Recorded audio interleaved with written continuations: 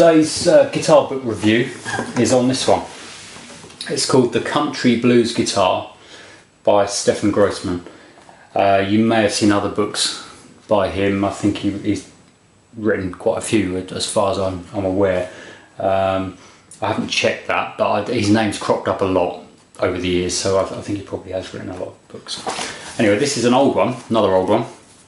This one was published in 1968, and it is what it says. It's country blues guitar.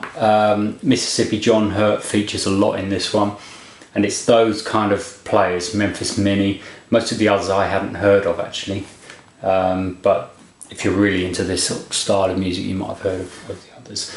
Buddy Boy Hawkins, Barefoot Bill, Ed Bell. I haven't heard of these people, but Mississippi John Hurt is probably the most well-known one.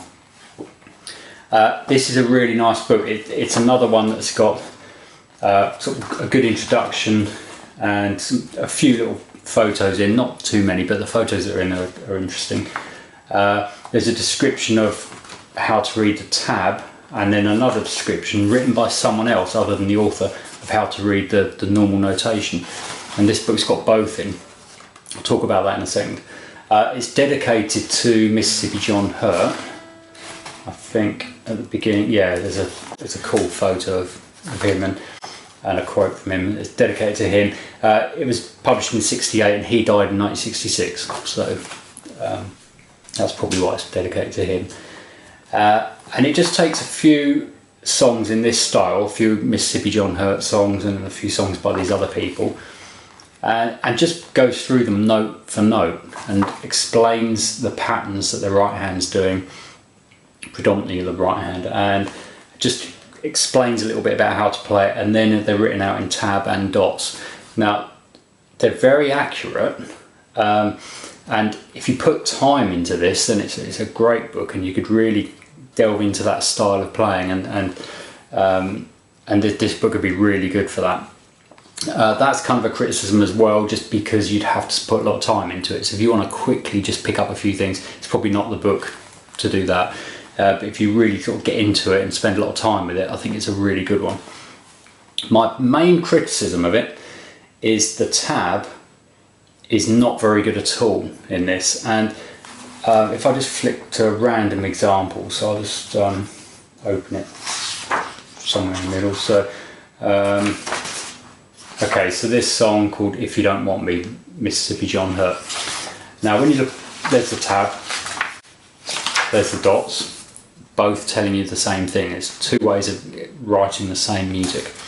Now in the dots, if I try to play that and read it, it will all fit in neatly, and the rhythms are going to be correct and everything, and it works really well. And if I count the bars, I've got 1, 2, 3, 4, 5, 6, 7, 8, 9, 10, 11. That doesn't sound right, does it? Oh no, 12, there's an extra one. Yeah, I'd expect it to be 12. So it's 12 bars. Now if I haven't checked this actual one, but if I just count the bars in the tab, 1, 2, 3, I assume that's part of that one, so it's 4, 5, 6, 7, 8, 9, 10, 11. So there's 11 bars there, and in the proper music there's definitely 12. Now that's not an extreme example, but if I just find another one and do the same thing, I've just opened it randomly. So the proper dots, we've got 1, 2, 3, 4, 5, 6, 7, 8, 9, 10, 11, 12, 13, 14 bars in that. Right, now in the tab we've got 1, 2, 3, 4, 5, 6, 7, 8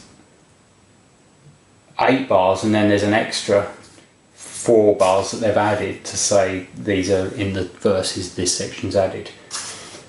So it doesn't add up, basically. And more importantly, if you try to play this song using the dots, it works.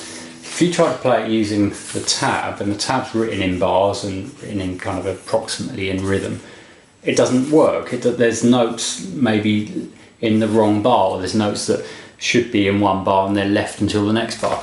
And you wouldn't know that if you couldn't read the dots. That's a major criticism of this.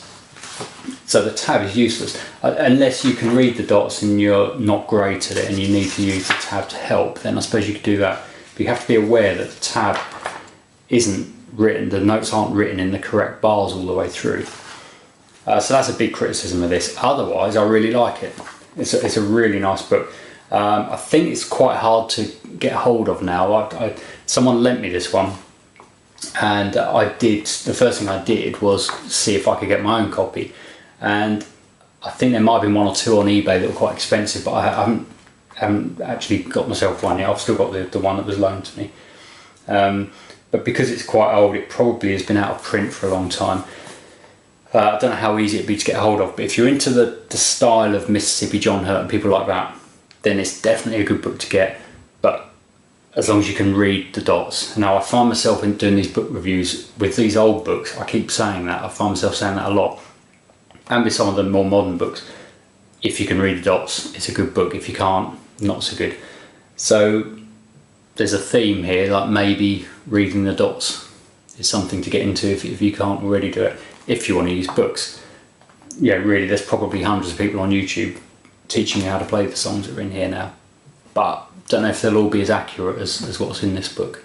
It's got a lot of authenticity about it, and the way it's written, it's just a nice book.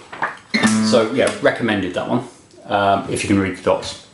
Okay, it's Country Blues Guitar by Stefan Grossman. Thanks.